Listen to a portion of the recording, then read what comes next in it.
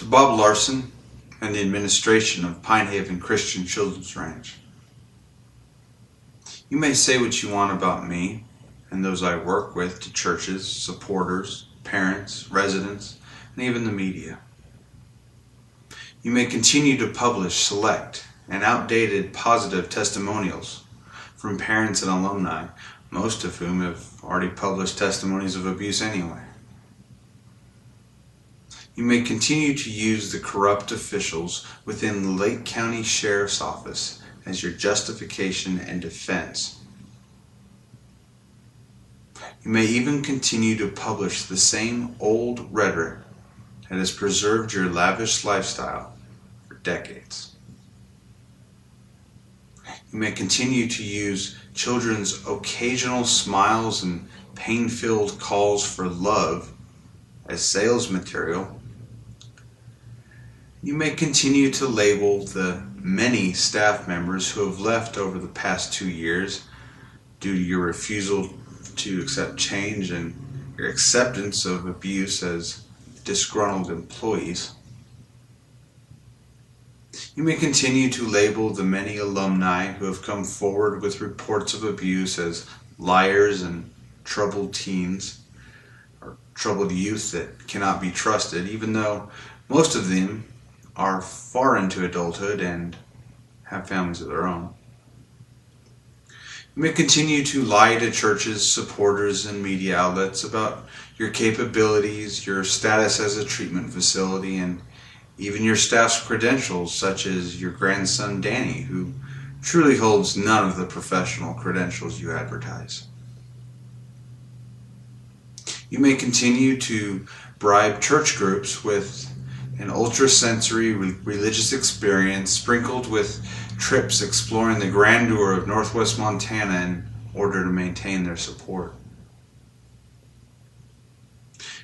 You may continue to lie about the deplorable success rate of Pinehaven alumni. And you may continue to report that Pinehaven has absolutely no history of abuse, even though a teacher was sent to prison for statutory rape in 2005 and a set of house parents was quietly dismissed because of the house mom's sexual relationship with one of her kids only a few years later. And then they were sent to serve in the exact same role at a similar facility on the other side of the country. So you and your family may continue to enjoy your lavish lifestyle. You must be approved and blessed by God, equally as miraculous to your ability to operate the only high school program in the United States with a 100% graduation rate is your ministerial family's ability to enjoy exotic hunts around the world, entire summer-long vacations, annual trips to Hawaii, new vehicles every couple of years, extensive U.S. travel, and access to some of the most expensive enthusiast gear available to equip your lavish lifestyle.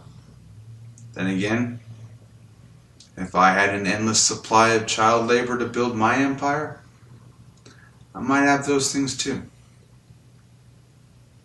I don't care if you continue in this manner. Truth will become evident and evil will be exposed. You made a serious mistake, though, when you allowed your staff and your family to abuse me and those that I lived with for 6 years. You should have driven me to suicide, as you have with many children. You should have broken me down even more than you did so that I would be too scared to stand up. You should have removed my every acceptance of self-dignity so that I would have no understanding of my value and the value of every child you abuse or allow to be abused. You should have finished me off, because I will not be silent.